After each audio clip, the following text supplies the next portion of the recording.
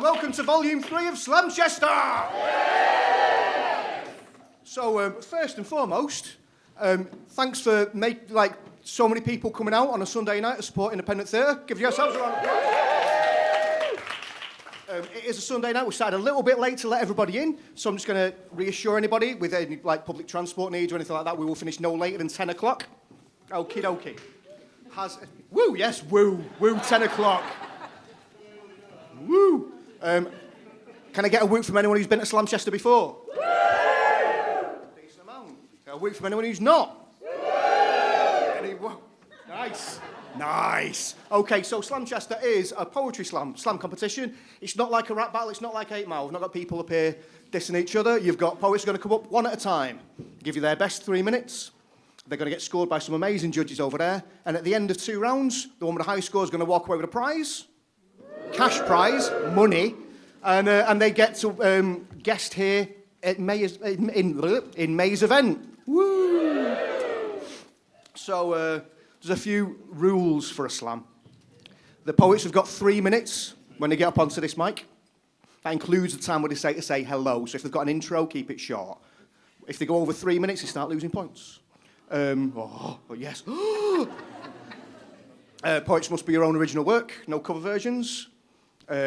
Beatboxing, singing, other ways of creating rhythm with your body are allowed. No props, no instruments, no backing tracks. But it is a poetry competition, not a singing competition. So poets, like most of it, should be vocal. The score's going to be the poet's going to be scored out of 10 in performance, how well the poem's performed, and in content about how well it's written. Clear as mud, yeah? Yeah. Now, the important thing, these 5 judges here, they've done their bit. They're not going to be easily swayed. But it is up for you guys to sway them. So what I want you to do, give me a poetry clap.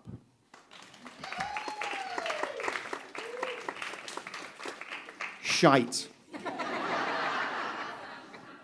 So what we're going to do instead, I want you to imagine in your heads, someone's got up here on the open mic, and not on the open mic, on the slam, and they've performed a decent poem. You're not going to have anything shit here. Everything's going to be good. But it's a poem that you think's really good. Gives a round of applause at gives a ripple. Decent. Now the next poem is a little bit better than that. Let's go on. The next one's excellent. I mean, wow. And then the next one has made you feel emotions you don't have a name for. Now, it changes your entire reality. Give us that one.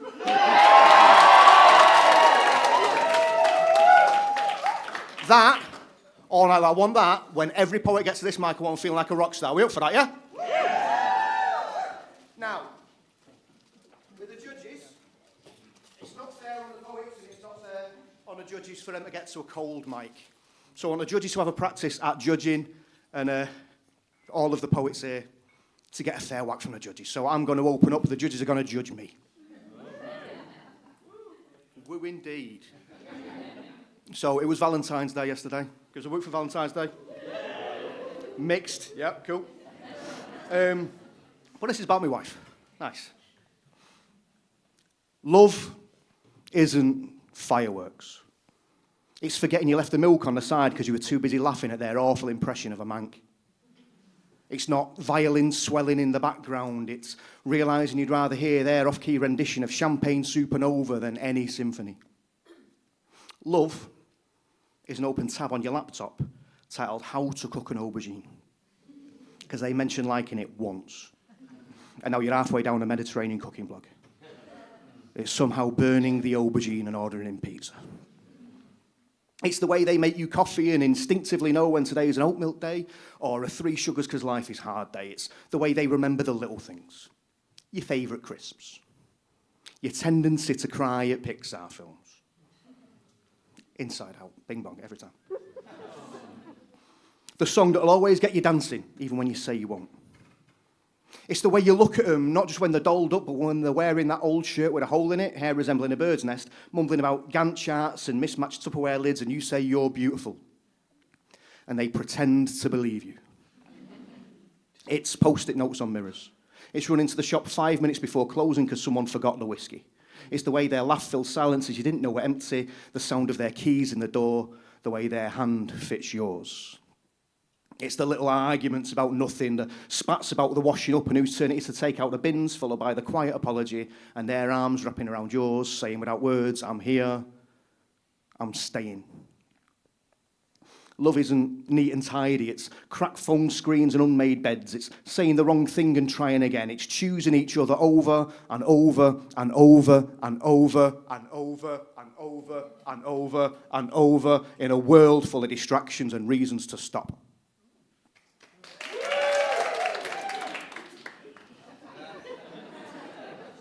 It's you, standing there, holding a pizza box and a whiskey. It's me, fumbling with my words, wondering how I got this lucky.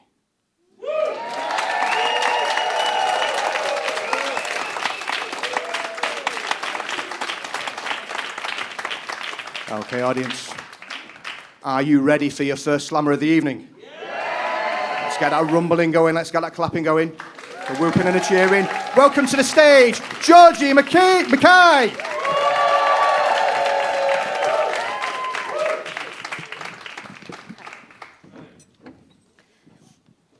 I'm sick of asking Google why my fanny itches. And the results are menopause or sexual transmitted diseases. Fragmented pieces of useless information that either brief old or vague types of examination.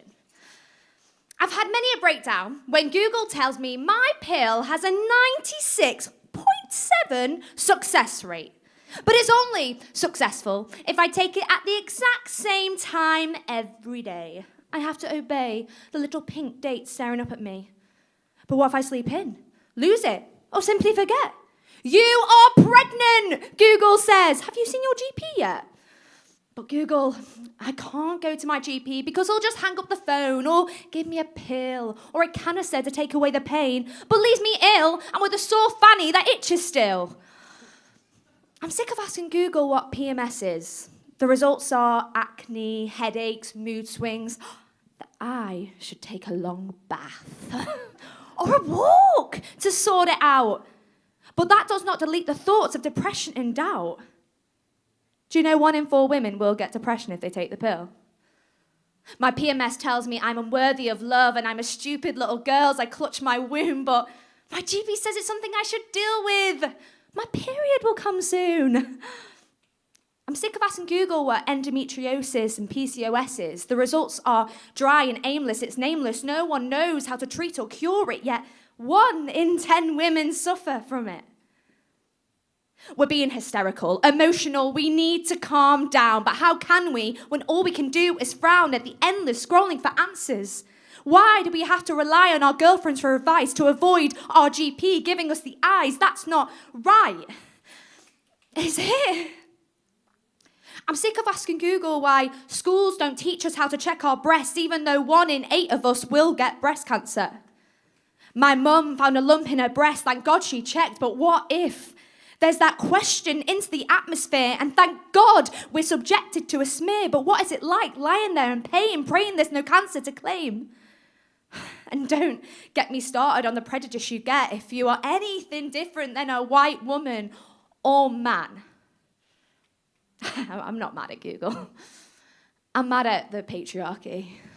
I'm mad at the daily injustices that we have to go through, like most of you might have had to Google something about your vagina. I'm sick of asking Google why my fanny itches. Thank you, I've been Georgie. Thank you. Georgie Mackay! Keep that going, let the judges know what you think. Give them a whoop and a cheer while the judges are doing the scoring. Judges, when you're done, give me a thumb up. We all good, judges? Fantastic. Go on, judges! Are you ready for your second slammer? Okay, let's get a ripple going. Let's get a rumble. Rumble and cheers. Welcome to the stage, Tonks!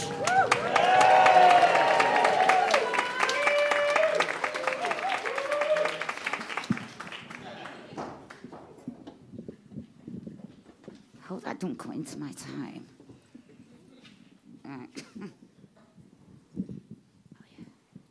Hello. The plastic bags that float get trapped around the seagull's throat as they gloat and then promote the greed, the need to supersede. And then they leave. Climbed high upon your building tops, this has to stop. So drops of rain can then pour clear. I fear a solution must not be near, or clear to anyone with a heart. You're tearing all our worlds apart. So start to stop all of your waste. Do not discard your things in haste, or we all face a crippled planet starved to death, and barren wastelands will be our mess. We demand you do confess, and we ask for nothing less. We will not hold our breath. And countless excuses and mistruths you feed us. The day will come when you will not need us. You will not heed us, but will concede. A valuable lesson will be taught. We are not free. We can't be bought. You ought to know just how we feel. The misery and the suffering is real. Our lives you steal. You crack our lands with greedy hands and inhumane demands. Behind your masks we see demons. The world is broken, bleeding out. We scream and shout, and we all doubt that anything you say is the truth. When asked a question, you become aloof, never showing any proof. You're starting wars which are lost cause and killing us to settle scores, whilst unopening doors for we the hordes, the innocent folk. 'Cause what you're doing is a joke. The beast you poke has now awoke. And one day soon we will arise and we'll save each other's lives. We'll come together as a collective. We'll be respected. We'll be objected. We'll be connected by what you've done to all those people that's tried to turn us all to sheeple. We're not asleep, we're wide awake. Your criminal enterprises we cannot take. And as we start to break the wall, a silence built around it all, you will stumble as you fall. To you we say, this is your last call. Thank you. Great chunks. Keep that going, let the judges know what you think. If after tonight you're thinking, oh, poetry slams, I should check out more of those, this Thursday at the Blues Kitchen there is one mic stand happening. Happens pretty much every quarter, but this one's a special one because there's poets coming all the way from Rotterdam for that. So check that one out. It is this Thursday. I'm going to be there. Are you ready? Judges, you good? Judges are good. You ready for your next slammer? Yes. Get a ripple going. Get that whooping, get that cheering. Welcome to the stage, Amina Zaman!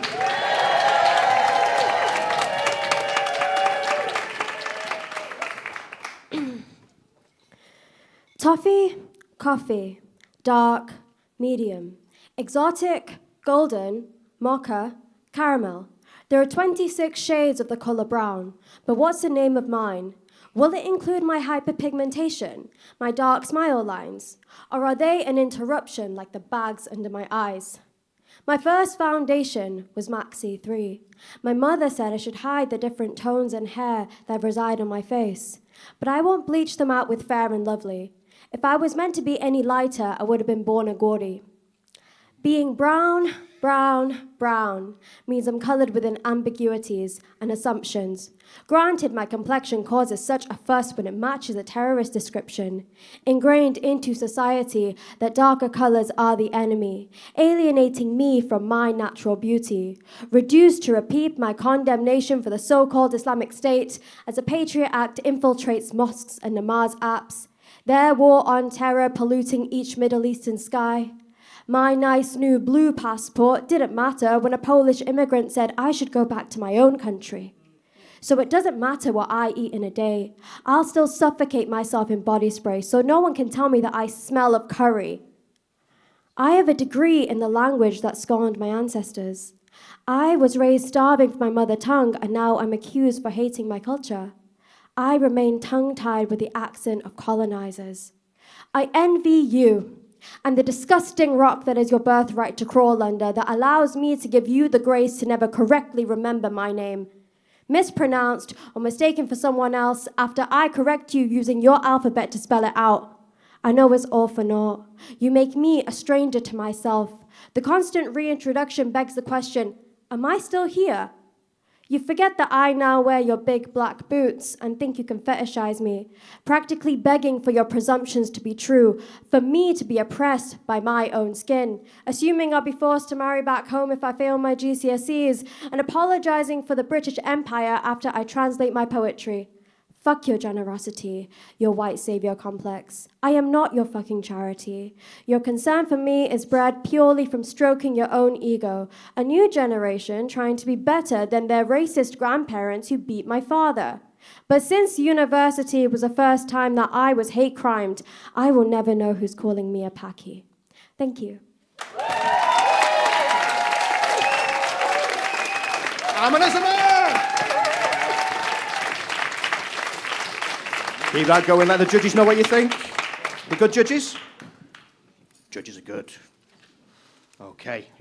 Our fourth slammer. Get out whooping. Get out cheering. Welcome to the stage, Jack Washingdale!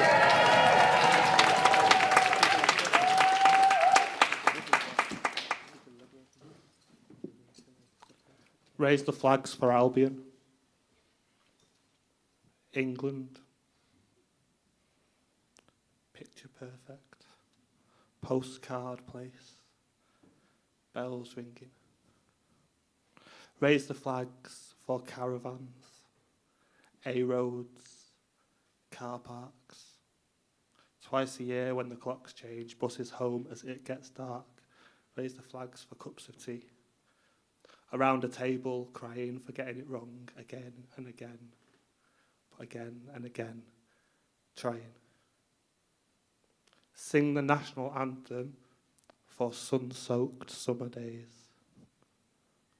God save the king of the 6 weeks holidays. In the garden flopped with cans of pop from corner shops on hot days. Grass green, sky grey. The mud, the dirt, the earth, the clay. For making it here, getting away. Drop the drawbridge, drain the moat. For the handwriting on a thank you note. Stick the kettle on. Such natural hosts. Take a seat, let me take your coat. Raise the flags for 5 p.m, a Tuesday, July. Beer garden with people you've known a long time. Lime and soda. Starting over.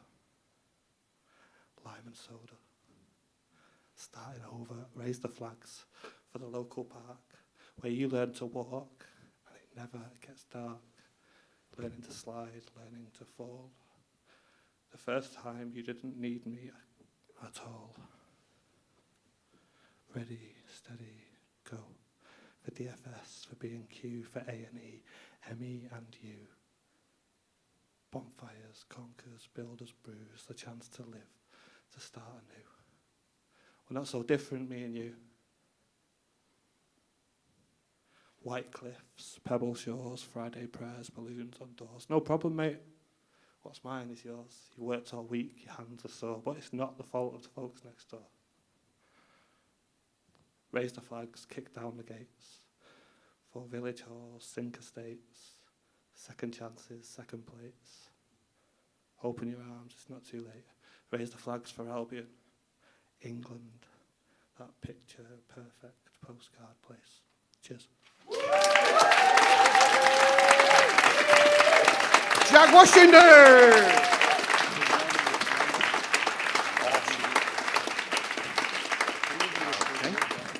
Going to let you know about a night that's coming up in a couple of weeks as well. I'm going to throw a bunch of dates at you in between these things. If there's anything that you think, oh, that sounded good, but I forgot, just grab us after and I'll tell you. So one of our judges, Biz, runs a night called Poets Palace, which is on the 25th of this month. And it's happening at Withington Public Hall.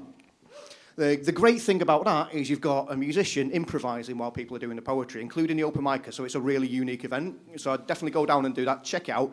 It's mint. I've performed there. I've just been there as a punter and had a great time both times. Yes. Woo.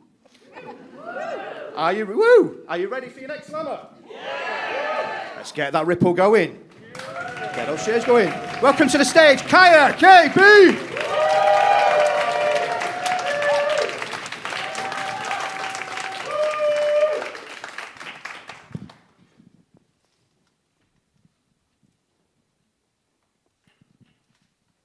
Mr. Underdog. Can't quite catch a break. Step in shit, miss the bus, late for work, can't pay your rent type of day. Class ladder's just a glorified prank. It's a step machine. Come on, Mr. Underdog. You're not working hard enough. You got 3 jobs working nights and you still can't turn your eating on. Don't you remember your dreams? How they passed with cigarette-filled lungs and unprotected sex. We all make mistakes, don't we, Mr. Underdog? But your freedom, silence, a life with no guilt can't be bought. You sweep your problems under the carpet. They feast, they fester. They're now parasites eating away at the construction of the one thing stopping you from being homeless. But not to worry, Mr. Underdog. You go to court. When you have to, you pay your taxes, you vote, you play your part. Sorry, I've lied to you. To say you play your part means you've got a choice, means you can choose to do something else, but you can't. You're a cog, stuck in a circle, 360 degrees of endless cycle, no true beginning or end, just what will always be. You're probably the underdog for a reason, from a family of drug abusers, an immigrant, someone sexually sinful, a whore. You probably deserve it. Otherwise, it would have just happened for you. Your dealer would have dealt you an ace, not a fucking eighth, so you fold. Stop making your birthday wishes for change. If you wanted change, you'd stop wasting your spare change on scratching those little boxes of false hope, hoping to win big. I'm fucking laughing at you, Mr. Underdog, don't you see? You choose between bread and a scratch card, and I know you'll never win. You're still stuck in that cog. I'm starting to think you like your position. You don't fight back no more. No sense of unity. So maybe I've won. Or maybe you're plotting, scheming, planning. After all, you are the underdog. Who am I kidding? I'd still pay my way out. Thank you.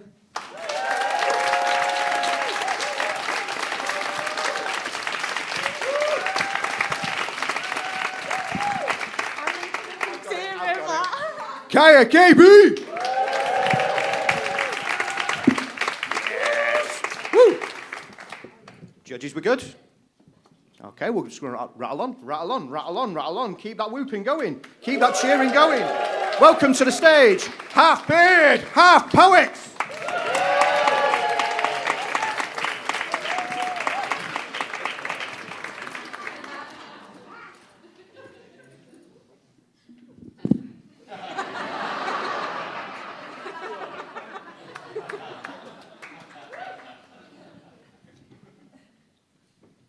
So what kind of poetry do you write?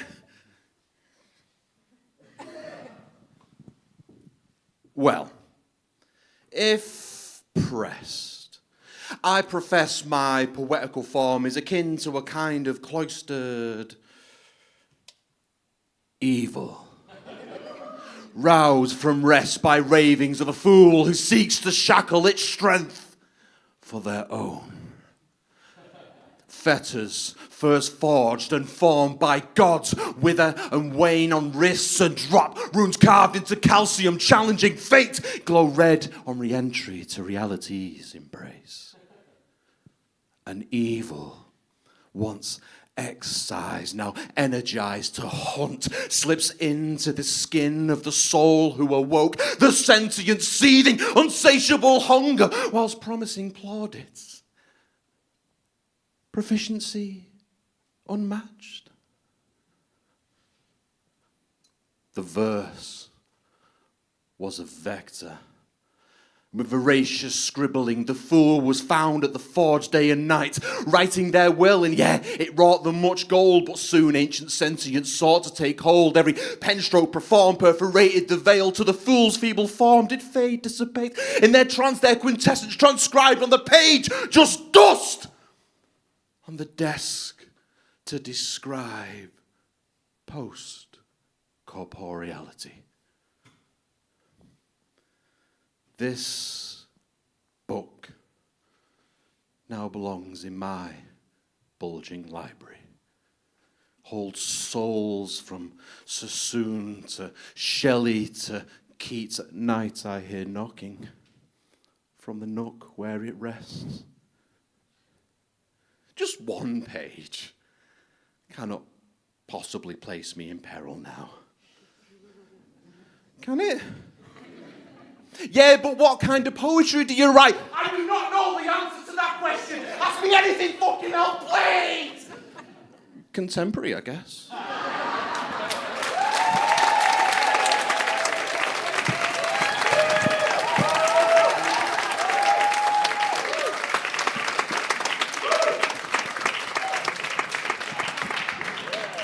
Half beard, half poets! Not that short, mate, not that short. Looking in the audience tonight, there is an amazing comedian slash poet in the audience watching tonight called Brogan Ty Jack Carlin. Gives a whoop. And he's got a show, a work in progress show that's coming called Good News It's Been Destroyed. It's playing Gulliver's on March the 13th and tickets are on sale now. Go. I've already got my ticket. Yeah, that's good. Okay, are you ready for your next slammer? Two more of this after, and then we're going to have a break. Get that whooping going. Welcome to the stage, Caesar!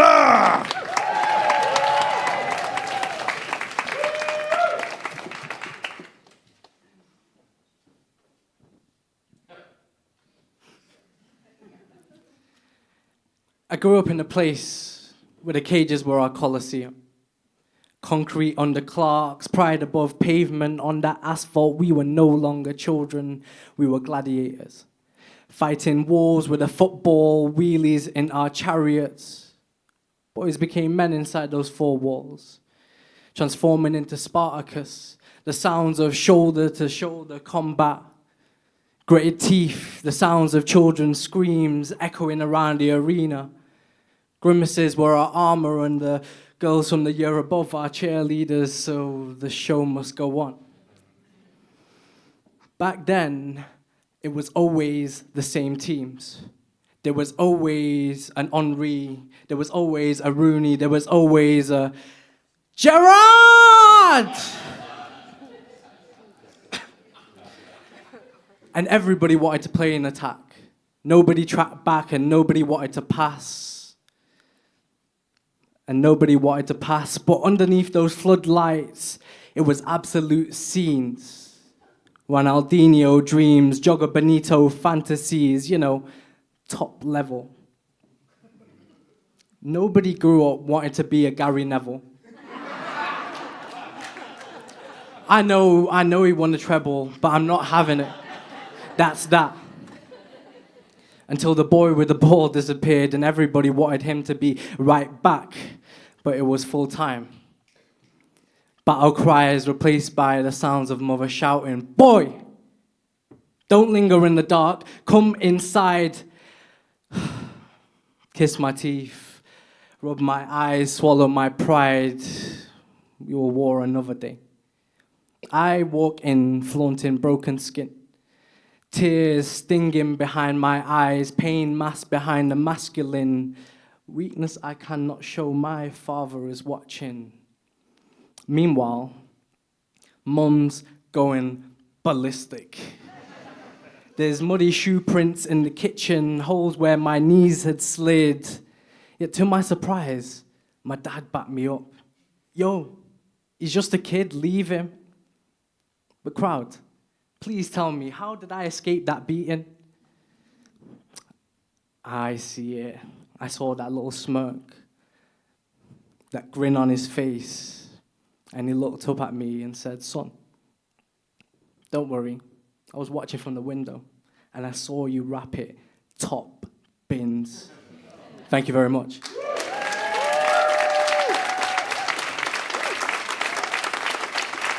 Caesar!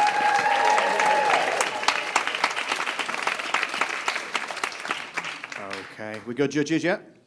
We're golden. Are you ready for your final slammer of the half?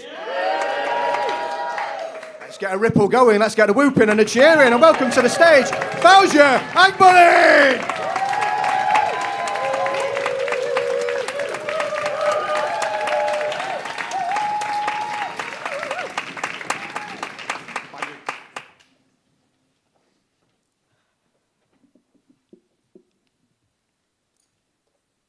Michelangelo hated that ceiling. He lay on his back for years, paint dripping into his eyes, body twisted against scaffolding, with a spine curved into a question mark. He wrote poems about how much he despised it, about how his beard pointed to heaven, how his neck forgot what straight looked like, how his brain felt permanently rearranged. History called it genius, called it devotion, called it divine.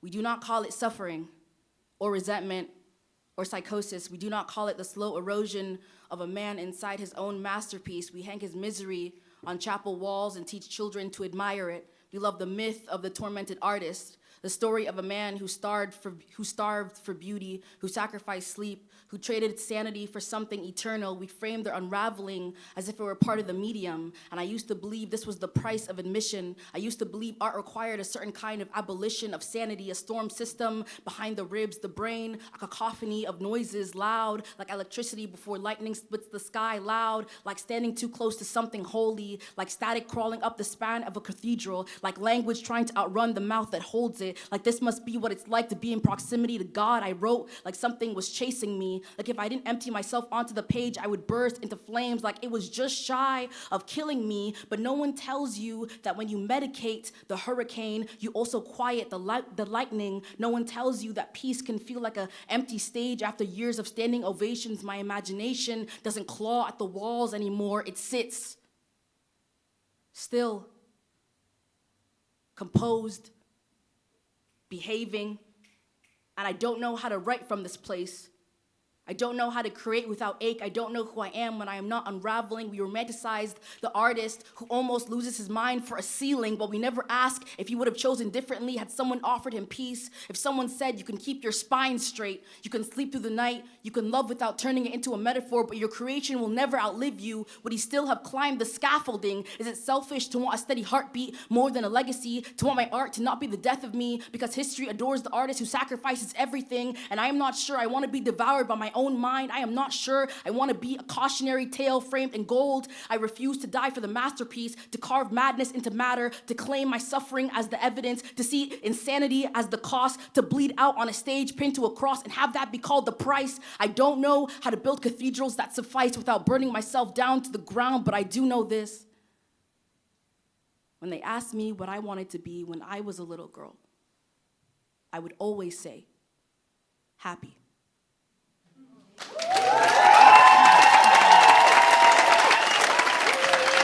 Fausia Agbony!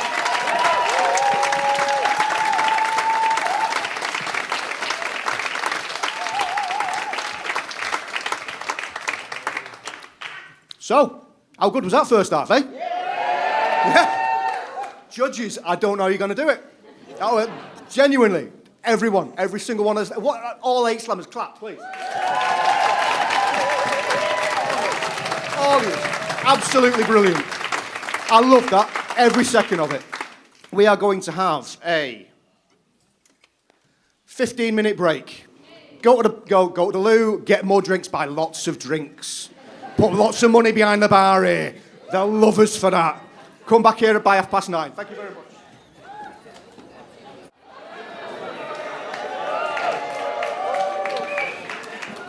Whoop indeed. Good people of Greater Manchester and beyond. Hello, good evening and welcome to the second third of Slamchester. How good was the first half? Yeah. You ready to do it all over again? Yeah. So it's going to be the same 8 slammers in reverse order. Yes. But yet again, we don't want them coming up to a cold mic. No. So I'd like to invite someone up to do a little bit of a poem for you. Can we please get a massive round of applause and welcome to the stage, Rose Kondo.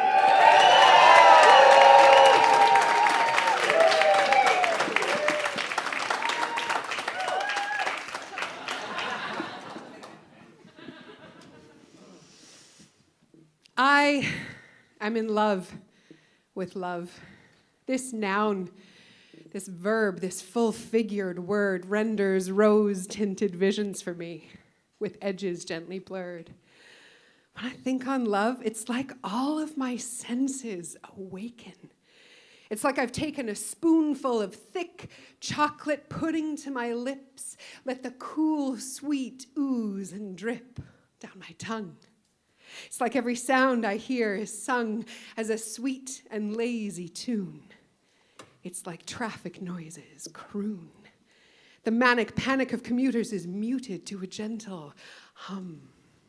It's like warm waves of electricity emanate from every surface that I touch. It's like there's a rush of anticipation sending me wishing to run, leap, twirl through cartwheels to capture the rapture I feel when I think on love. And love loves to play games with me. Love loves to play rounds of tag, sending me racing and chasing after love's zigzag patterns, laughingly darting from my grasp until feet pounding, heart pounding, rounding corners at full speed, I catch love in a corner and need only reach out with my fingertips to whisper a breathless tag, you're it. But it isn't all sunshine and roses.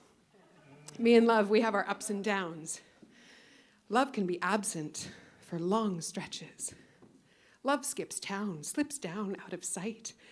And as I fight to find the corners where love languishes, hidden, meanwhile I get blindsided and bitten by love's lookalikes, love's doppelgangers, love's wannabes. See, sometimes lust dresses up like love. Sometimes attraction dresses up like love. Sometimes basic human decency dresses up like love. Sometimes fear dresses up like love. And sometimes the resemblance is so strong that even though my deep inner knowing knows it's wrong, I go along, listening for each sound to be a song, waiting to taste the chocolate pudding, putting myself perfectly, patiently placed to feel an electric wave or spark, but I stumble and fumble a bit in the dark. Yet despite this absence of light, once you know real love, you know when imitations just aren't right. And maybe I need to look closer through less rose-tinted, less fantasy-filled eyes to see that love is around, just under a different guise, to hear love sung off the tongues of friends, to feel the love that's been sown into the family soil from which I've grown. And as I stumble and tumble through fear that love won't ever really reappear, I reawaken my senses to see that love is always near. Cheers.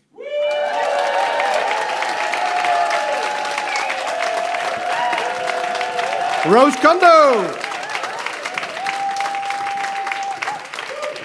Woo, indeed. If you want to hear more from Rose, you may see a little QR codes out the back. She's currently got a podcast called Have a Kind Word with Yourself, which is about how you can cultivate kindness for yourself, for other people, for creatives. She's had some amazing guests, including some guy called Kieran King. Shut it, you beardie. Gabriel, many other great poets and other creatives, not just poets, have been on it. Check it out, it's mint. Are you ready for the slam? Yeah. Let's get our rippling going. Let's get our whooping and that cheering. And welcome to the stage, Fausia Agbanin!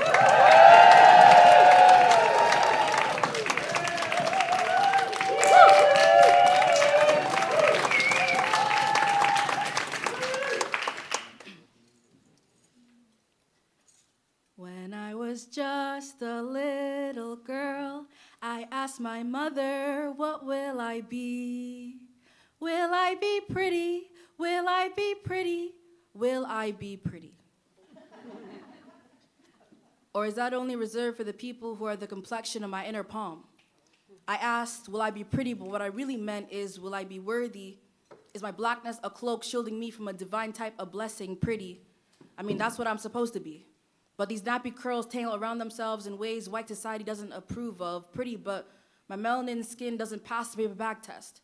So pretty sounds an awful lot like Jezebel, like slave, like jungle fever, like fetish. Am I pretty enough to be the ebony porn tab you clear from your history, or the chattel and the slavery fantasy you hide from your friends? Am I pretty enough for a black girl, pretty enough for consumption, pretty enough to scrape inside out, to ruin, to degrade, to be the taxidermy meat sack puppet who dances on stage for your amusement, to be the menu order you wanted to try before going back to your usual, pretty enough to breed? Don't mind the dominance of my phenotype. I know 400 years ago they used to be more submissive. Pretty enough until the mixed children you wanted accidentally come out as black, as me. I heard pretty hurts, but I didn't know it would leave me black and blue and bruised. Sticks and stones might break my bones, but pretty will always haunt me.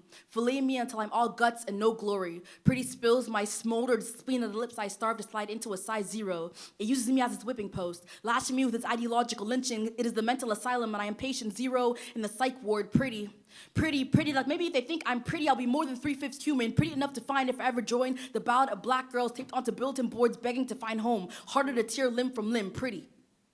What I really mean is, a preservation of life rests on the evolutionary need for you to like me, because maybe if you like me, I'll be harder to kill. Maybe you'll remember that I'm someone's daughter, so I asked the doctor to pump the IV needle with liquid beauty. I want pretty to drip into my veins, to join the orchestra playing self-mutilating symphonies, hear the ringing bells of microtrend plastic surgeries, and as the next generation of little black girls tune their vocal cords ready to sing in a choir I cannot leave, no one is covering their ears. I think they hear the music too.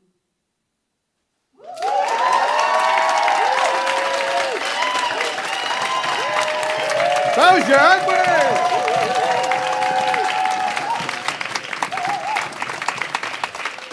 Good. The golden judges? Oh, they're doing some thinking? Yeah, we're good. Are you ready for your second slammer? We are. Let's get our whooping going. Let's get that cheering. Build it up. Welcome to the stage, Caesar!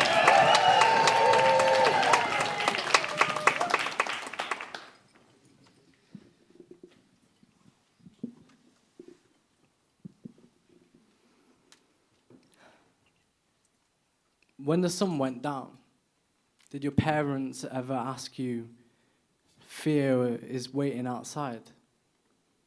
Boy, don't linger in the dark, come inside now. They kind of said it like a warning, like love sharpened by anxiety, voices tall with concern, teaching us early that danger lives where light cannot follow. But nobody ever told them. All new beginnings wear black. The womb is dark, the seed splits underground, roots don't ask permission to grow, and moonlight, just a shadow borrowing courage from the sun. So let me ask you, what if the dark cave wasn't a trap, but a place to nap beneath the noise, and it's the light that lies? Darkness to me is a room without mirrors.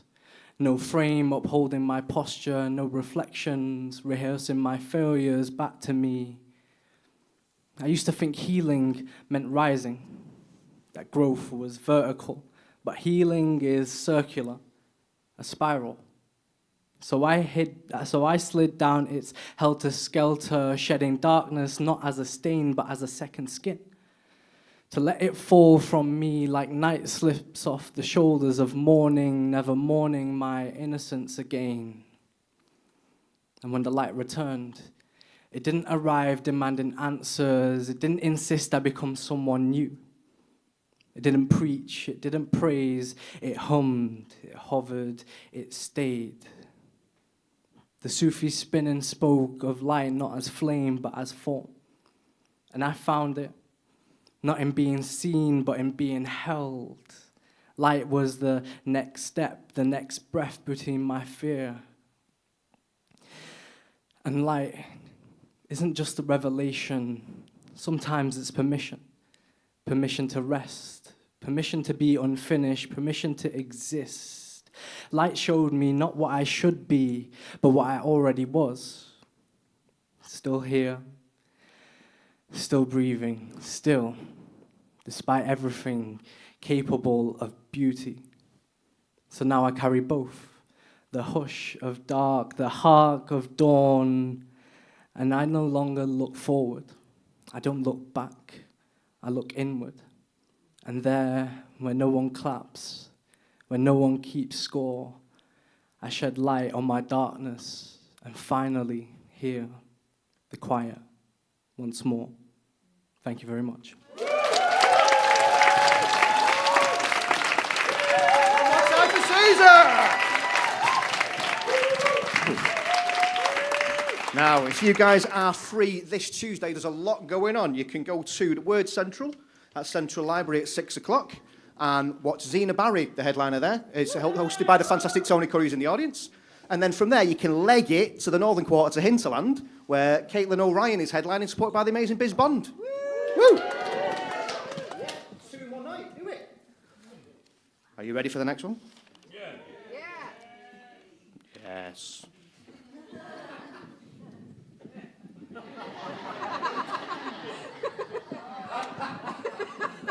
Welcome to the stage, half beard, half poet.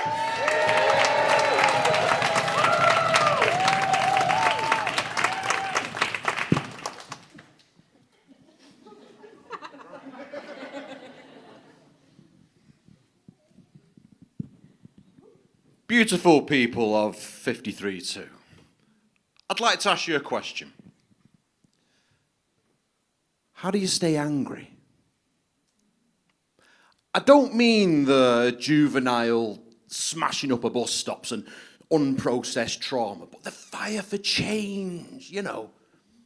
Make the world a little warmer.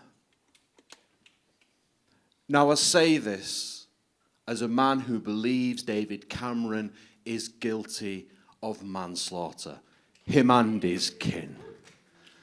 But the apathy's got me. Cold roots seep under skin. For many years, I avoided putting political pensions to paper or purposely performing poetry of that nature. I told myself Poetryland, it was another echo chamber. There was others better suited to berate legislators. Who am I kidding? There's more to it than that. I am a healthy, 6'2" tall, straight white male, given as good of a start in life as any working class lad can ask for. Politics rarely intruded overtly. My problems, backward steps and difficult times, usually pitfalls of my own design, burning torches and sharpened pitchfork tines, were never directed towards me and mine. I'm starting to think out of sight, out of mind. Despite this revelation, I still feel overwhelmed. My mental health cannot take burning outrage 10 times a day. Every screen, every page, worthy causes parade, Rotherham, Damascus, Uyghurs, Yemen. Food banks multiply, CEOs packed with devils, despair disguised as entertainment, misogyny runs on the most of parents. How do you stay angry? How do you know when to fight and when to take shelter?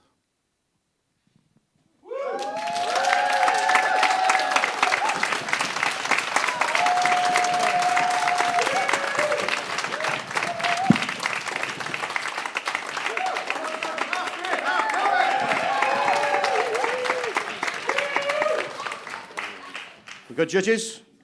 We're good. Okay, moving on to our next. Are we keeping it on? Yeah. Get a ripple going? And welcome to the stage, Kaya KB!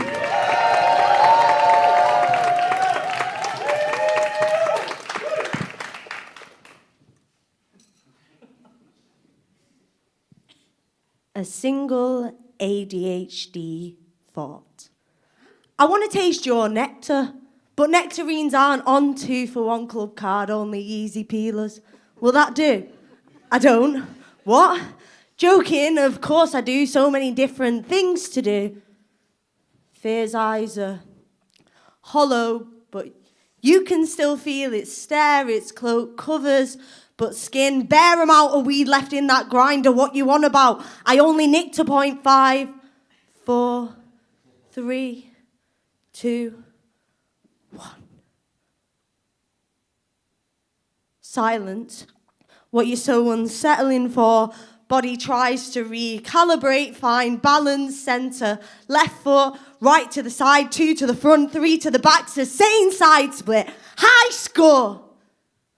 But the devil still lingers for more when the sweat tastes sinful that apprehensively oozes through your pores. Why are you so nervous for? Is it because they can see through your facade? Toes tapping, tap, tap, tap, tap, ballet, jazz, I want to perform, I want it all, but you are inadequate, ripped from your root before ripe your decaying fruit. Fuck's sake, I never ate them easy peelers. Haha, you've got scurvy now. No, I don't. You don't. But you already said I do. Oh, mind how I wish we could settle on a prenup before marriage, 'cause when you go, I'll just be matter. No, you don't matter. What's the matter? Matter of fact, dark matter, please stop. None of that matters. Haha, I made you say it. Or shot it. What's the naughtiest thing you've done? White walls, small rooms, something sort of clinical about it. No shit, that's because it's a doctor's. Dot, 101 Dalmatians, Dominoes. I love pizza. Margarita, confusing because it's also a drink. No thanks, I'm not thirsty. And 30, she's loose tonight. Stumbling down those cobble streets to that ever-impending noose. You call yourself a Boy Scout with knots like that? I call myself nothing! When you pent up on top. 'Cause what even is a thought if it's not worth a penny? 'Cause you just won't stop. Thank you.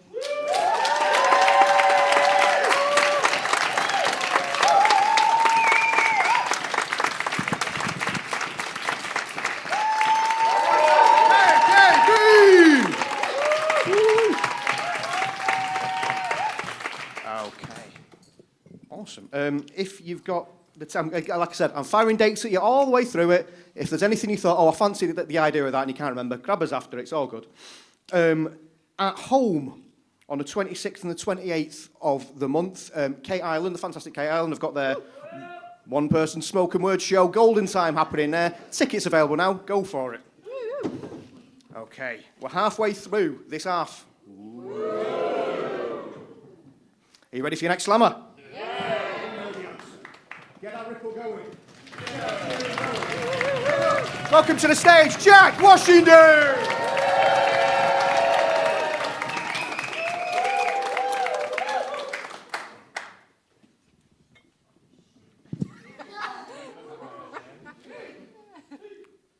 Grey sky, cloudy, dark today. I saw an animal dead in the park. Badger, I think. Or at least it had been. A vision of myself reflected back from a black screen. Got the TV on, but nobody's home. I've never been great at being alone, layer up, because the house has gotten cold. I'm doing Rorschach tests with the bathroom mould. Like, first one's a vulva, second one's a battleship, third one is gravy falling onto chippy chips. Fourth one is clowns, or feels like it could be past versions of me remind me what I should be. Honestly, I don't feel old enough. So many times where I've not been bold enough. I'm so good at making bad choices, fingers in my ears, because I'm sick of the voices like, I'm too lazy. I lack focus. I consume, I destroy like a locust. Everything. I leave nothing in my wake. Consume from the moment I wake up till I lie down. Saving up, going to put the cash down, rock bottom. Life's been laying the smack down, but tomorrow is apparently a new day. I've been Googling, looking for a new way, like, why do I cry for no reason? Is it my parents? Is it my season? Is it the seasons? It's midday. Sun's not risen. It's never going to shine until I've forgiven myself, my father. I need to drop my guard, loosen my armour. I guess it's time for me to be the bigger man. You never taught me how to shave, but I will help you wash your hands. 30 years is too long for somebody to do wrong. Raise your pitch, I'll lower mine. Maybe we can sing a song together. We've had a weird relationship forever. See, my dad is a dickhead. Perhaps you can relate, because when it comes to fathers, I know a lot of them, they're not great, to be honest. In my youth, I never noticed any bad stuff, so I'm actually quite grateful for the way that I was dragged up, bust the lid off a lager, drink a 12-pack, start to think like my father. 2 sons, but never really knew him. Like my first shave, I don't know what I'm doing. 12 pints, 3 days a week for eternity. So full of liquid, wasted paternity, broken links to my father's side. Fell out of touch in the year that my gran died. Aunties, uncles, cousins departed. Don't mean much to our man. Cold-hearted protagonist. 12 pints of bitter antagonist. I know it all that doesn't know what sorry is. Lies come easy, doesn't work too hard. Bare minimum written in each year's cards, prejudice. But he did give really good piggybacks. It's Sunday, he's headed to the pub, he's got to get us back, pub again. Him and the lads, pub again. It weren't that bad, pub again.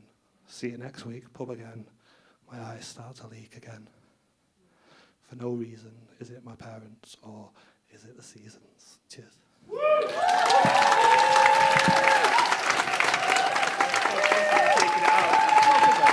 Jack Washington!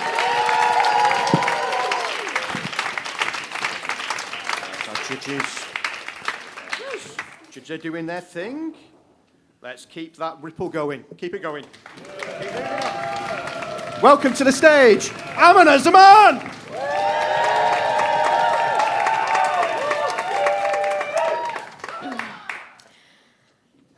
I spent the summer going to gigs in a 3-striped shirt because I knew each time that I did, you would belt Oasis lyrics at me. And after our off-key Market Street sing-along, I'd go home safe and happy. But this 3-striped shirt that is my northern soul looks to you now like a costume.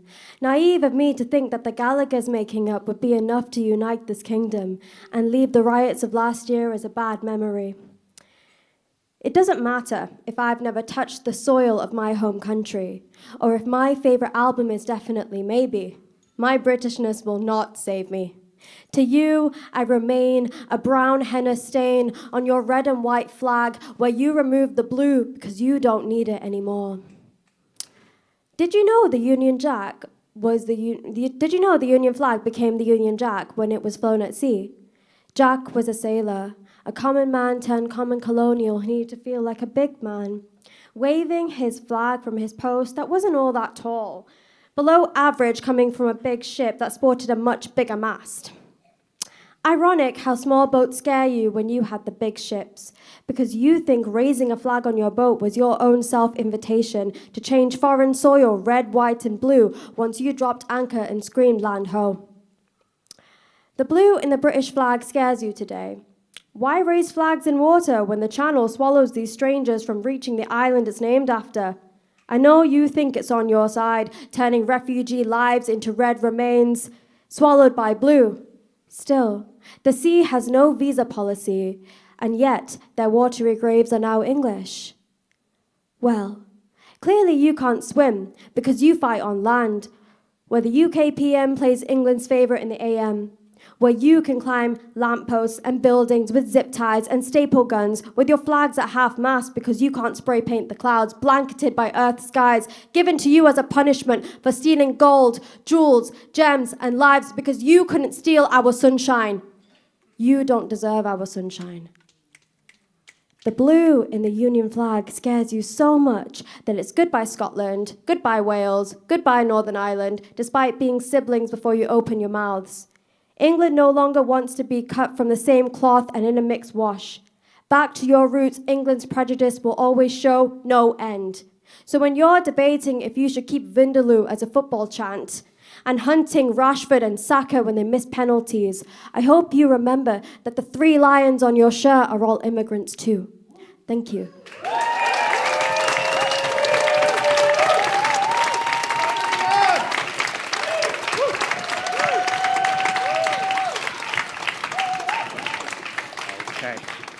So, on the 8th of March, on the 8th of March, we're going that far ahead, at the Carlton Club, the fantastic Tony Curry is hosting Rhyme Time at the Carlton Club. The guests include our amazing judge over there, Esther Kosh.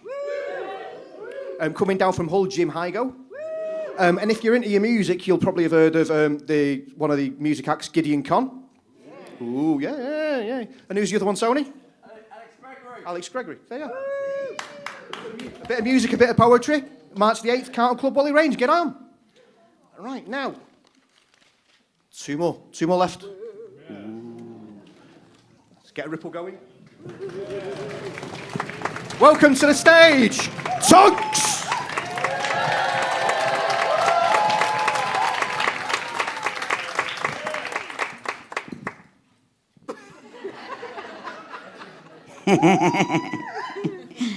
Sorry. Weird love. The freakiest kind, is there any other? Like when Angelina Jolie is kissing her brother. What did Dave Coo's kids hiding under a cover? And it seemed to be sanctioned by father and mother.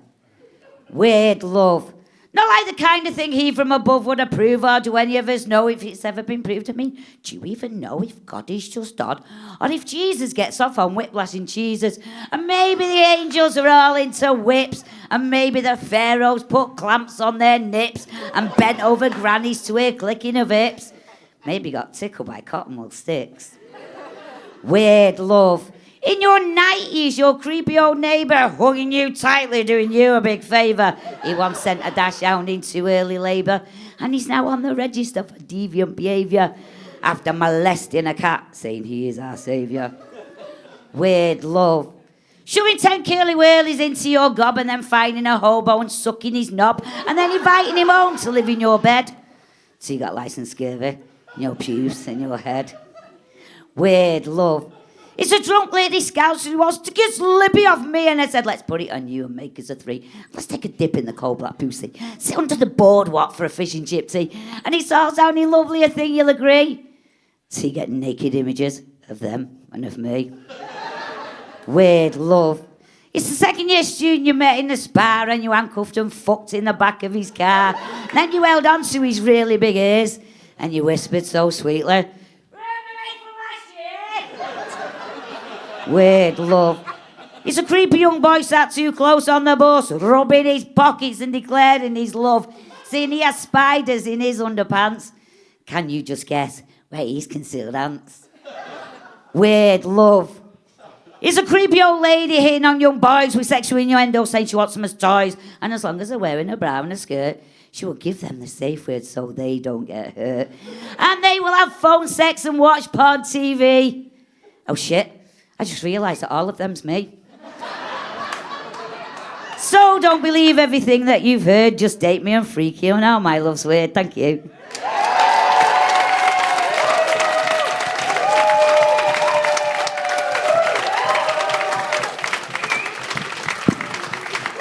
One more time for Tugs!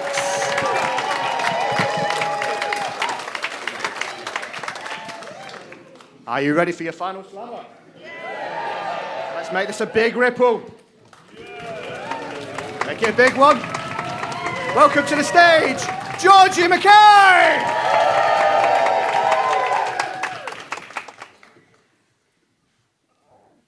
I think I'm in love with Jodie Comer.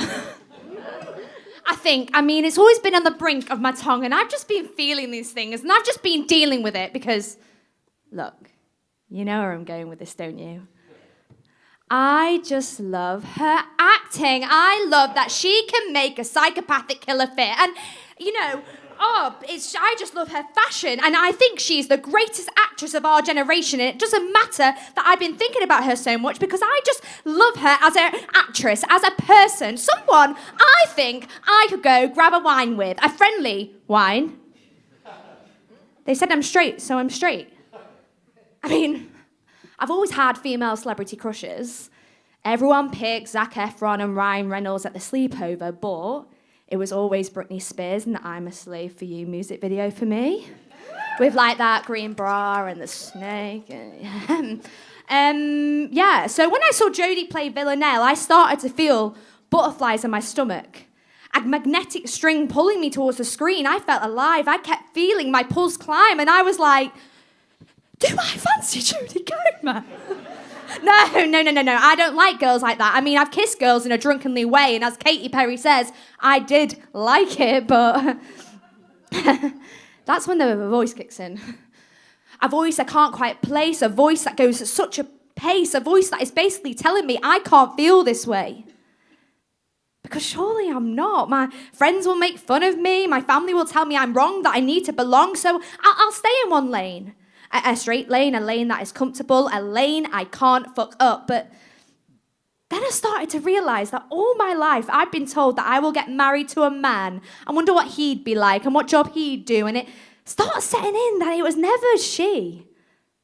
Look, I'm not in love with Jodie Comer, really. I think I'm in love with the way she made me see the light of who I am and who I love, and I'm still discovering, still learning. I am at a work in progress, but I think humans are fucking enigmatic.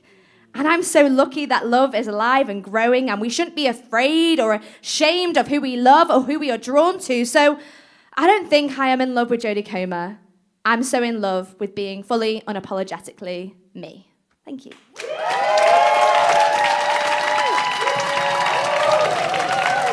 One more time for Georgie McKay.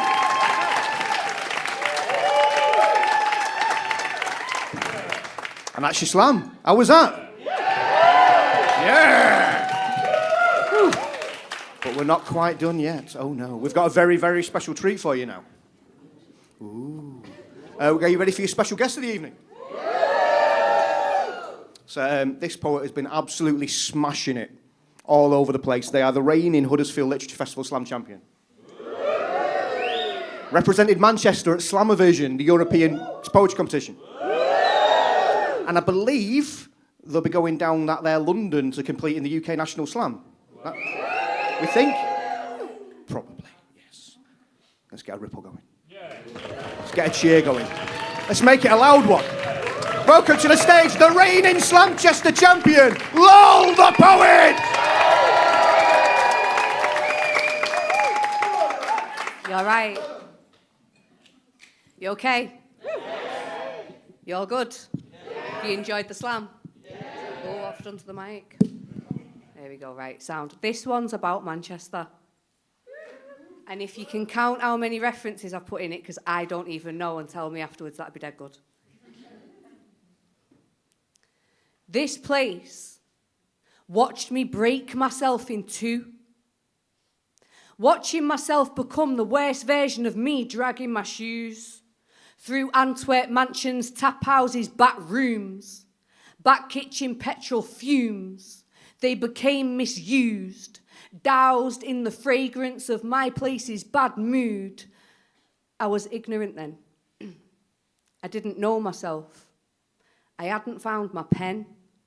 I hadn't channeled my pain down an unbroken lens, intense, compressed squats and homelessness. This place found me at rock bottom, depressed, distressed, unmade, down Tib Lane, out of the frying pan and into the flames. This city sunlight has a different name. Sunshine, it warmed my skin like an embrace.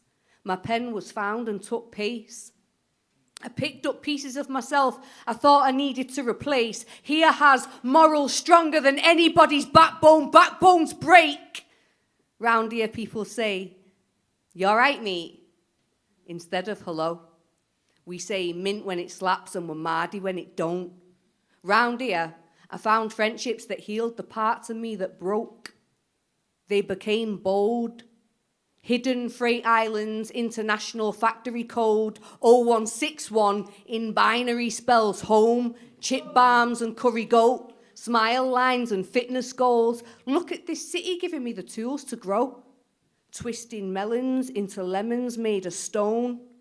This charming man said, "Don't look back in anger." I said, "I won't." Queen walking down King Street with a Northern Quarter flow, spinning fields into gold, watching Trafford become old, long-sighted, spotting my foes. I became somebody else behind a microphone, emptying my soul, one foot in front of the other on cobbled stones. I found myself enveloped in vanilla undertones in Jamaican homes. Brown stew chicken, seasoned beans on toast, eating Manchester tarts, drinking fizzy Vimto. I got stung by its bee, but the honey's hella sweet though. I've planted my flagpole. I said, I've got my citizenship. I've felt death's grip and tasted freedom's lips in the 016. Here's where I made fear my bitch and found out what living is. Hard work revealing my inner kid. I looked Stephen's son square in his eye and told him pattern up quick. My broken bits got fixed with red bricks and French chicks licked on a bridge with chicken and chips screaming, fuck this. This place has my whole foot in it. This place, well, you know where it is. Thank you.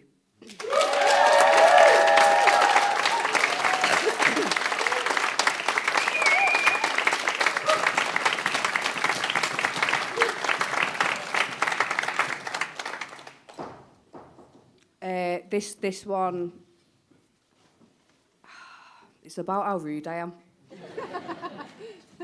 it's called Stigmata.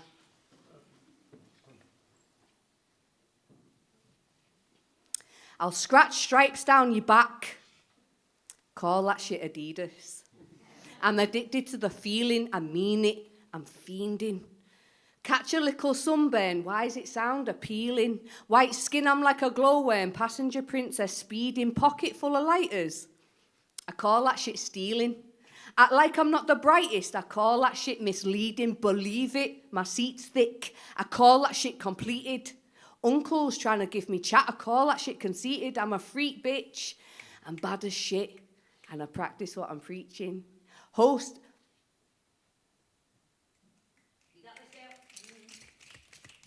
Hostess, I'll most deaf, grab the mic and teach 'em. So many bars in my mouth. I wonder how I'm breathing. Mistreated in the past. Don't let me catch 'em now, I'll bleed 'em. Leeching, I'm preaching, but my name's lol, not Jesus. Stigmata on these man. Been nailing 'em since Yeezys. I might fuck around and start a cult, I swear to God, believe me. These men want to cuddle up. I call that shit needy. I fucked around and pulled my book because the standards were beneath me. Bit out a patch, raw as fuck. I dug my fucking teeth in. I spat it out, down the mic, and felt the stress releasing. I'm bleeding. They're breathing like Lionel. Oh, what a feeling. I'm always going to be myself because fuck it, man, I'm needed. Thank you.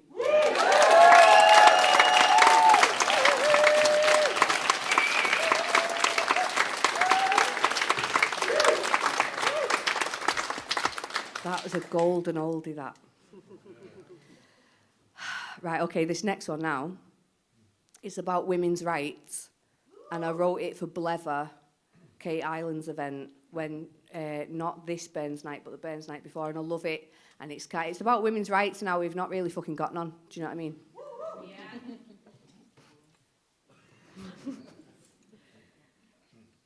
Here's to the lassies, the girls, the ladies, the she's, the hers, the thems and maybes. Here's to all the girls who suck in their tummies before they leave the house just in cases. Here's to all the women who are comfy in their skin. And to the rest of yous, embrace it. We should at least love the skin we're encased in. We're amazing. You're the leading lady of your own life. Act like it. You're famous. Wear what you want and walk when you want. I mean, except don't, because it's dangerous. Keep your keys between your knuckles when you're walking from the station. Keep a covering upon your libation and don't give in to temptation. Remember what our mothers taught us when we started going out raving. Keep your thumb in your bottles and don't leave your drinks out on tables. Oh, sorry. Where's my manners? I shouldn't be so negative. It doesn't give the impression that I want to give. I want to tell you all, you should be able to live your life how you want to live.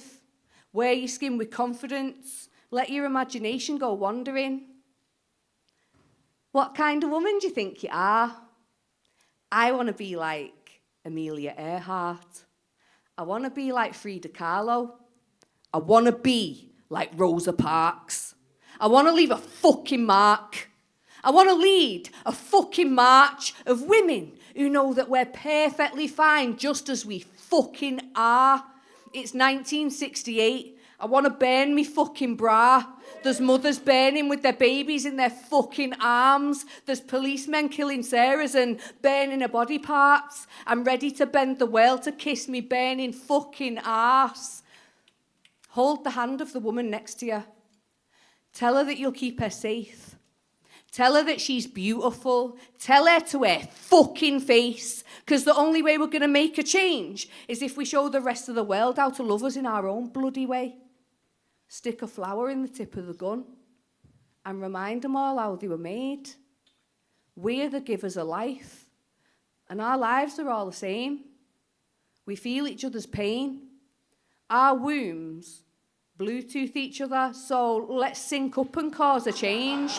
Let's link arms and create an unbreakable chain, because how dare we create life for you to take it all away? Not mine, not hers, not today. Thank you.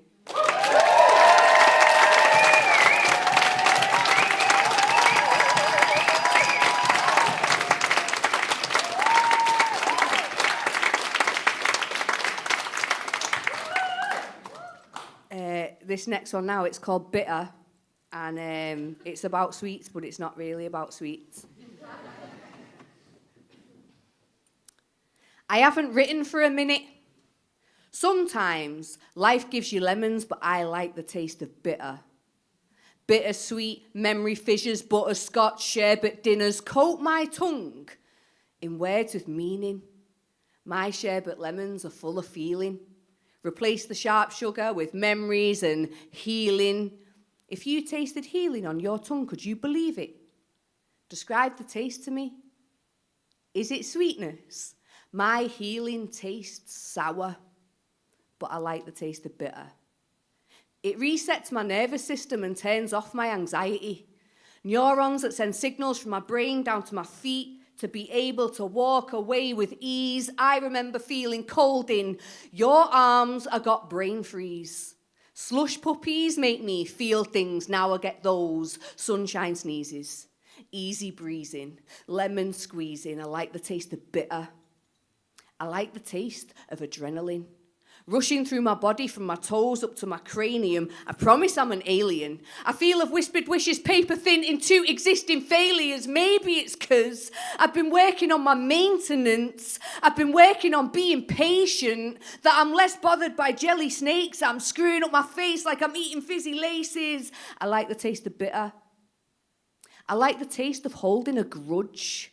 It feels like when chocolate limes are ready to crunch, like when hatred fills my lungs, like the protest scream from a tired mum. That tastes like the tartan jam and scones.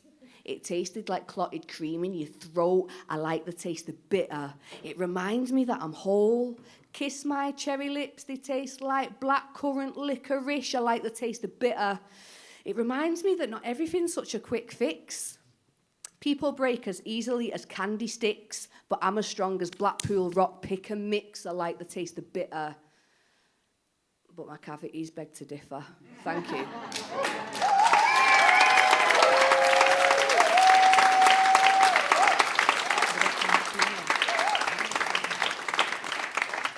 One more. This one's about how sick I think I am as a poet, and it's called Magic. This is my last one.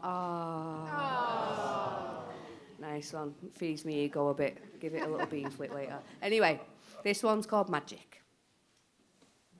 Expression is massive, creating magic for the masses, bringing hope to those in lower classes. I'm dyslexic, but as a poet, I'm active. Spoken word in front of mics, turning classic tragic into passive laughing. I'll be damned if I don't inspire hope. Hopeless once, but now I found my role. Rolling round words sat on my throne. Words like thorns, I'm torn and forlorn, but as a sparkle will still make you marvel. I'm reborn like Stanley's heroes. I'm on form, hands on hips, spittle on my lips, and I'm sworn into this cause. It's my therapy. It's making me a different human being. Words are what my addiction needed. I'm fiending, feeding off the appreciation of my peers, and I'm breathing. Magic isn't in wands and witches. It starts when my pen hits this paper. I'm a wizard. Feel the coldness of my words like a blizzard. I picked up this big tip and I fixed it. Like a therapist with big tits, it soothed it. My words blitz bits like an epileptic fit. I'm a whiz kid. We go onwards and upwards. My expression is massive, kidders. And I can be a bastard with it. I'm married to the art. I'm an artist, innit? I'll paint an image on your brain like a canvas picture. And there's a little bit of magic for you. Thanks, guys. I've done my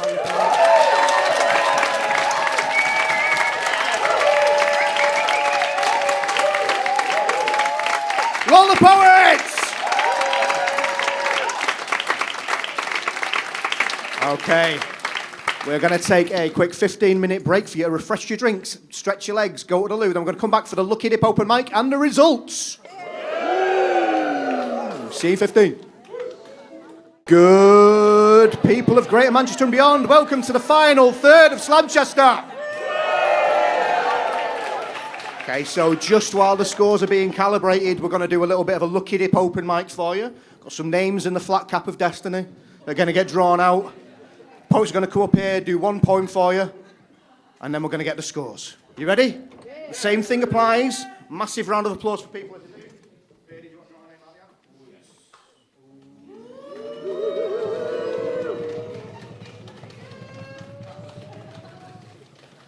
Please welcome to the stage your first open micer, Becky May.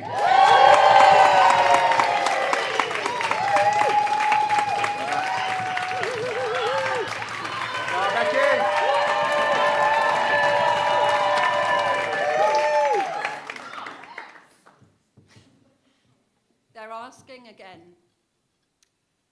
Another wedding.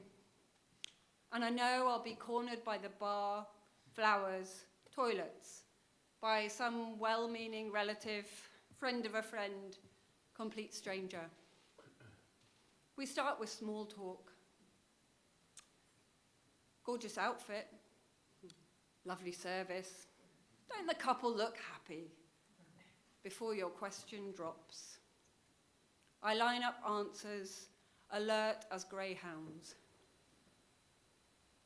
Why are you asking me something so personal? Let me tell you about the third time when there was a heartbeat.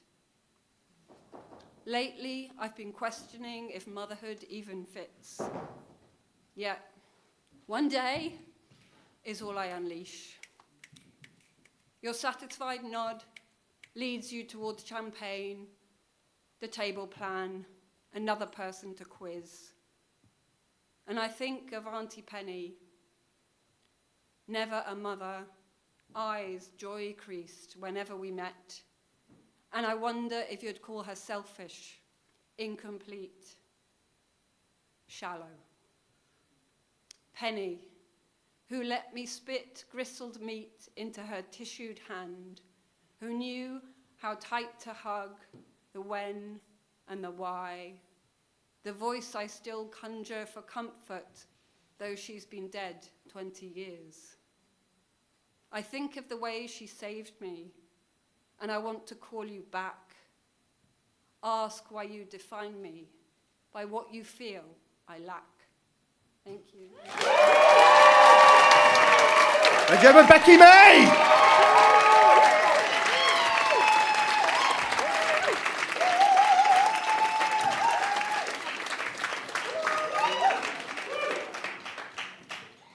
And please welcome to the stage your next open micer, Amy King!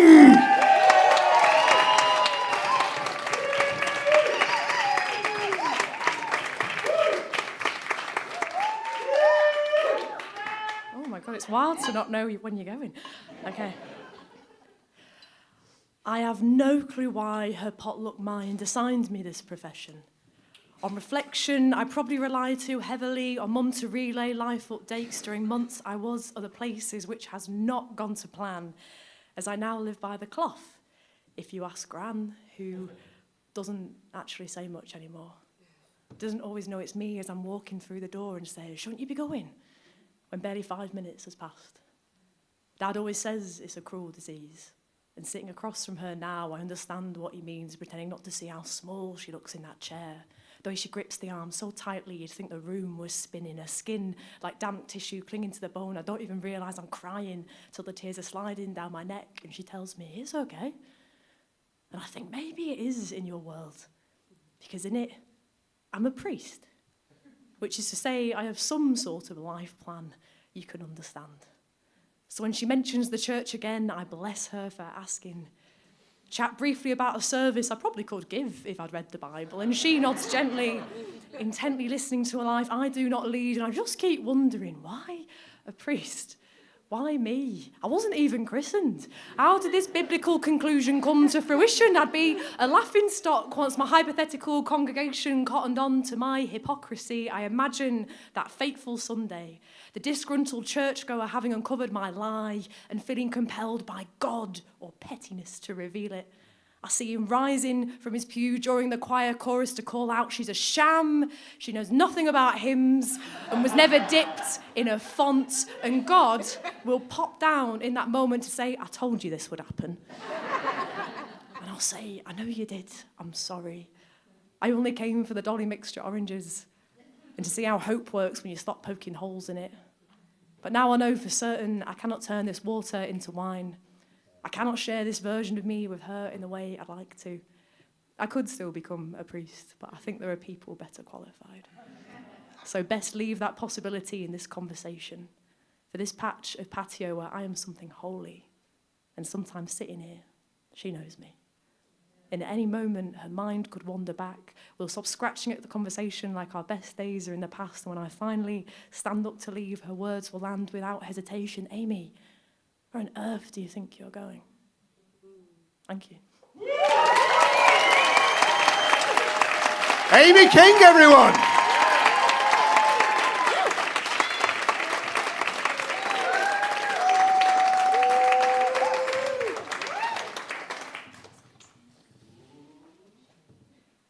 Can we please welcome to the stage Kate Jenkinson?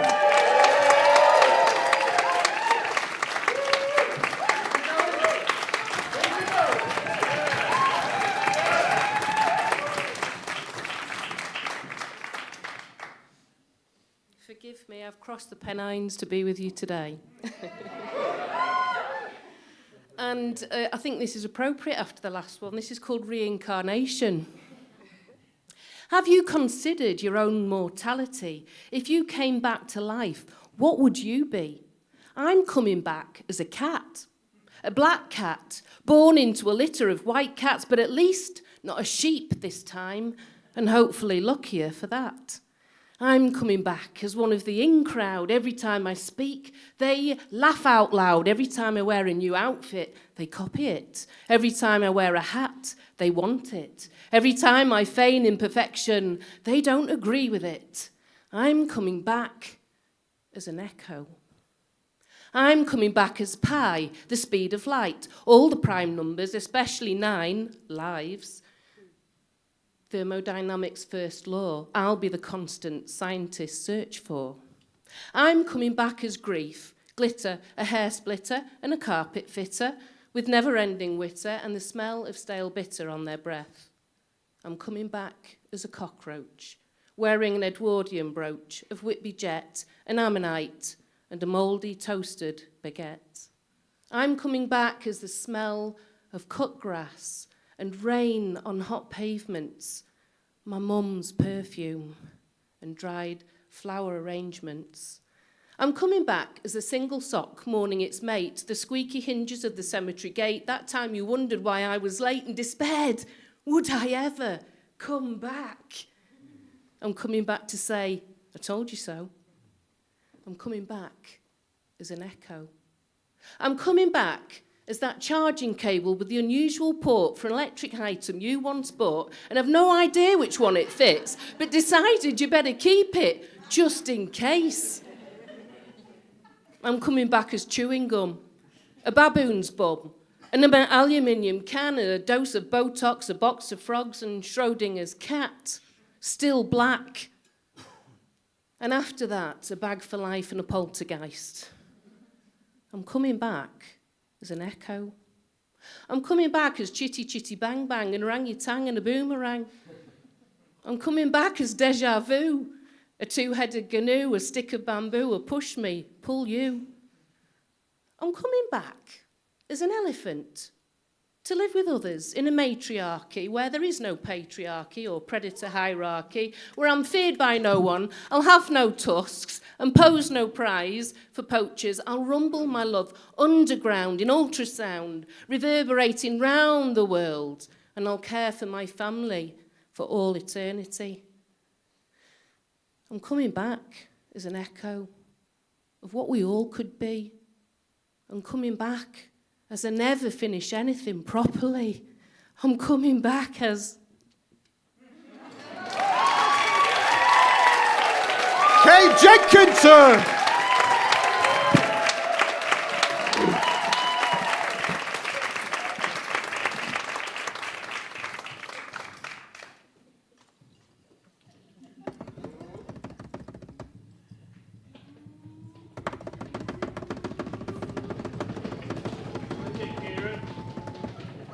Please welcome to the stage, Renzo!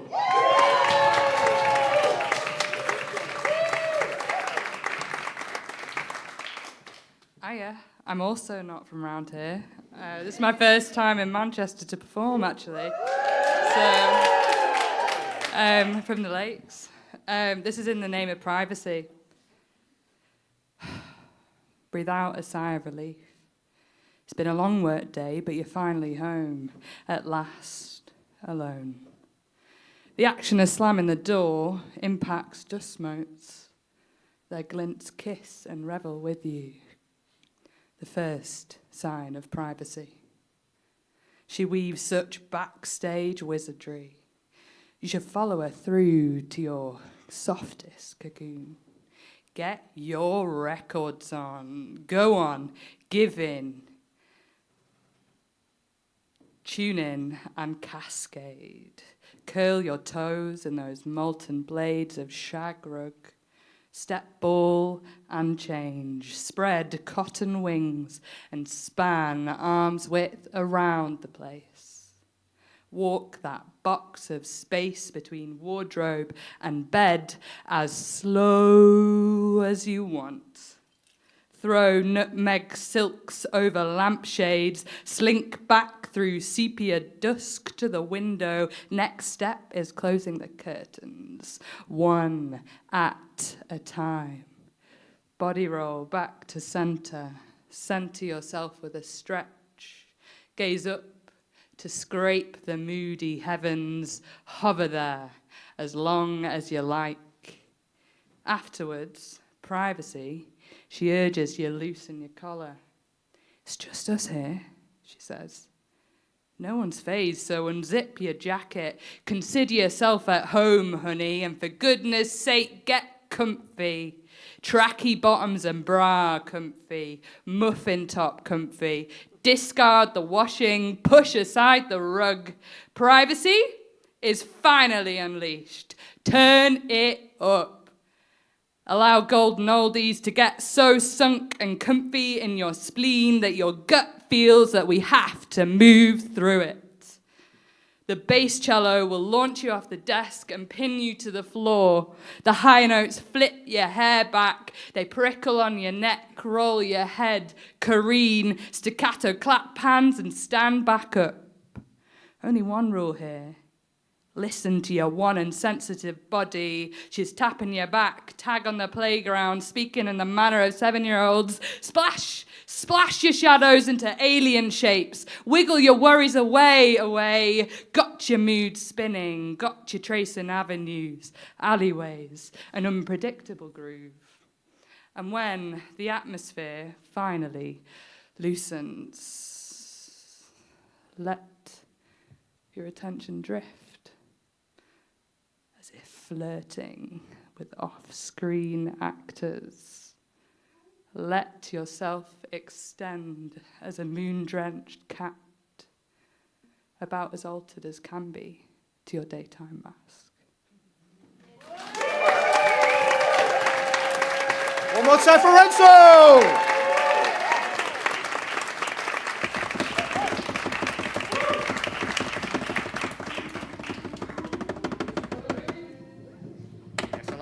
Drum roll. Yes. Please welcome to the stage, Dave Viney!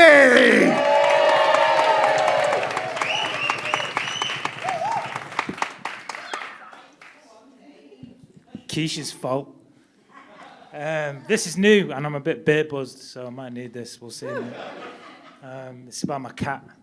It's called The Kingdom. My cat thinks he's the Lion King. Hakuna Matata's his way across the corrugated roof of the garage that has no planning permission. On the patch of wasteland that I can see from the window of my bedroom / office / storeroom / where I kill time waiting to see which apocalypse wins. Hopefully, zombie apocalypse. Seen it on TV, reckon I'd smash it. Nobody talks about the wasteland in case somebody builds flats on the wasteland and the garage looks like a 5-year-old drew it and willed it into existence. 5-year-olds don't care about structural integrity, and neither does my cat. Sits proud at the roof's northeast corner, the sun a warm, uncatchable ball at his back. Living at large in his oversized shadow, just a small cat with big cat ambitions surveying his kingdom. His kingdom is rough around the edges, a land of abandonment and overgrowth, the carcass of a shopping trolley stripped of its purpose, upturned wheels to the sky, home to the punk-spirited grass that Mohicans to its recycled ribcage. Leftover landscape, the drunk and flung beer cans, the smashed bottom bucket, the waterlogged football, and at the outer edge of wasteland, wheelie bins. Formidable beasts with snap-shut jaws and black bulbous tongues. Some have teeth that clink and glisten, but the ones who walk upright do not fear them and herd them together every 7th sun. My cat, who thinks he's the Lion King, watches the uprights walk along the giant dirt stone snake that they have mistaken for a path. The couple in their 40s who walk hand in hand, the father whose 2 young sons wear ever-changing football kits, the woman who walks her dog and collects its poo, the man who walks his dog and does not collect its poo, the school kids who think that spliff is smoked unseen, but it is seen by a poet and a lion. It's fine though, the lion cannot talk and the poet's not a snitch. My cat identifies as the Lion King. His pronouns are his and highness. Has no notion of community, but has his senses. Senses the bond between the couple, susses the on-guard father whose offspring shed their skins, reads the reluctant and tired frames of dog walkers, the pack mentality of school kids, knows who dominates and who is out of favor, has curiosity written into his DNA. This king never knew his street cat mother, but knows she was a lioness, and that it's a jungle out there. Hesitates at his cat flap, although to be fair, it is a tight squeeze for a lion. He leaps through the long grass, executing imaginary takedowns, unsure of what he would take down or why he would want to. His fierce is a work in progress. His roar sometimes gets stuck in his throat. He had a run-in with a puma and did all the running, but in his heart of hearts, he's a lion. Also, I know the black cat in question, and it has psychological issues. My cat, the Lion King, feels the evening arrive in his stomach, the pull of his lair and a bowl full of biscuits, strides across the garage roof in big paw pantomime, and glances up to see the poet who watches over the lion, who watches over the kingdom. Cheers. And Dave Viney, we've got time for one more open mic.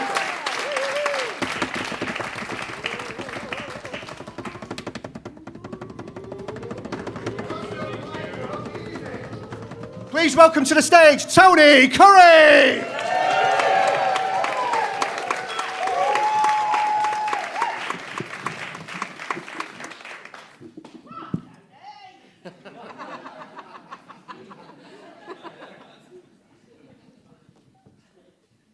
Put away your cares and your 9-yard stares, your temperance and your time.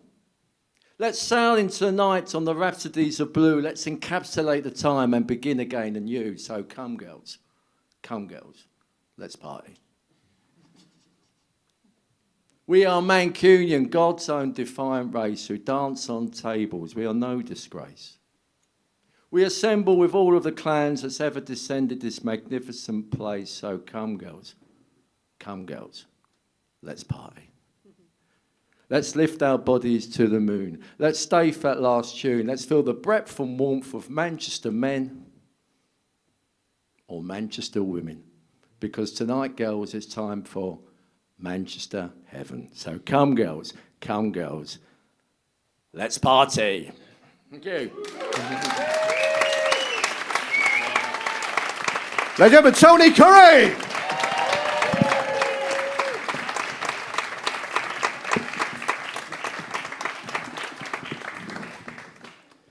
The results are in. I have received the WhatsApp. Okay. Just before I do start, open mic, all the poets who performed. Jack Washendale is running a project where he takes Polaroids of poets, the Polaroid poets. It's an Instagram project. If you've performed tonight and you want to get a Polaroid taken, go see Jack. Nice. Woo! And so I'm not stealing the headliner's thunder. I'm in the middle of a book tour. So Spit and Sawdust came out. I've just been to Scotland, had a great gig there. I'm doing some local gigs next week. So on Friday the 20th, I'm doing Chawton Library, Manky Poets. And then on the 23rd, the Monday after that, Verbose at the King's Arms. I'm headlining that alongside TMO. Both great nights. Come, buy a book, or just chat, whatever. Nice. What? You can get the book from Flapjack Press. Thank you, Lo. Right, are you ready? Yeah, we are. Okay, so second and third place are going to be invited back to our gig in September the 20th, where it's going to be all the runners-up are going to be invited back to compete again. That's going to be a real backlash. So, let's get a drum roll, please, for third place. In third place is Kaya KB. Drum roll. In second place is Fawzia Agmarin. Ladies and gentlemen, the next person, the winner, is going to be invited to be our guest at our next event on the 17th of May. Get a drum roll going. And welcome to the stage, your new Slamchester champion, Caesar!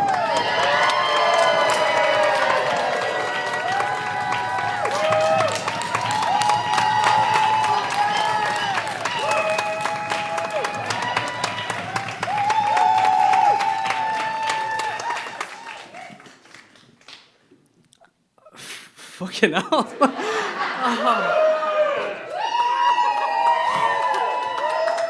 But I actually didn't think that was going to happen. Oh. You know when you hear like third and second place and you think, oh yeah, shit, it's probably over. It's good. But no, thank you to the judges. But before I do a final poem, can we just get a massive, the biggest round of applause that you've ever given for Mr. Kieran King?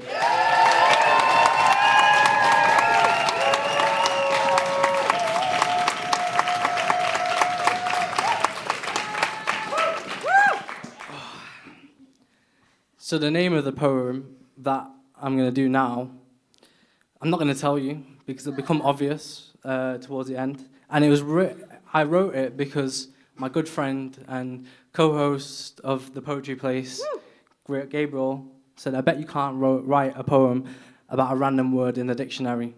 So I said, fuck you, dickhead, come on then. And he picked a random word. They say blood is thicker than water. The bond between father and son, mother and daughter, unbreakable, traceable through the jaws of time. A family begins with cries of life. A family begins through heart and mind, strong through pain and strife, tribulations and trials. Family will be there. But sometimes they weren't. And through that solitude, mistakes were made, and more importantly, lessons learnt. But when they were there, I felt the full force of their support. The wind in my sail, my battle cry into wars, my lighthouse guiding me into shore, my very core. They say blood is thicker than water, but the bond between me and my brothers, in arms, not with arms, we support each other.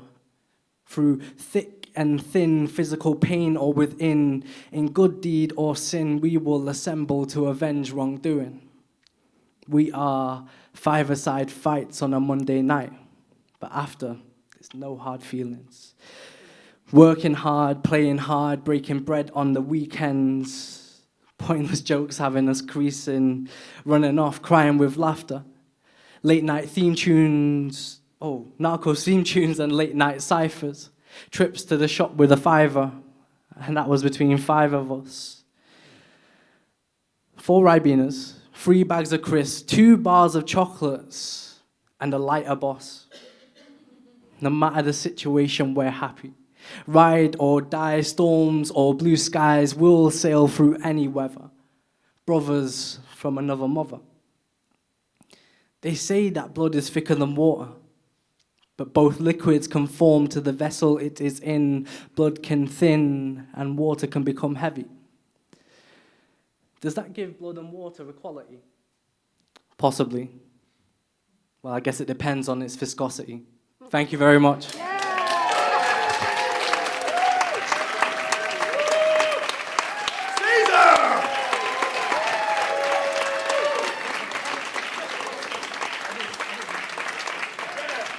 That was a pretty bloody good night, that, wasn't it? What an amazing spoken word team we've got in this city.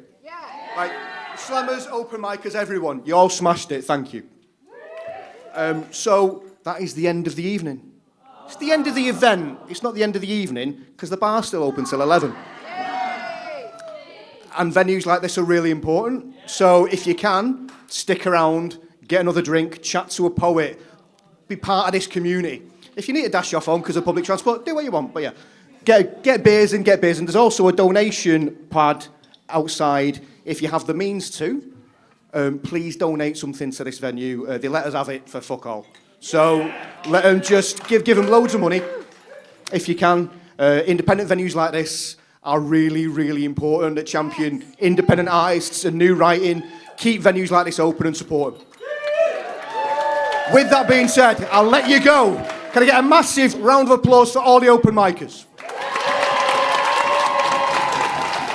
For the judges who did a really hard job tonight.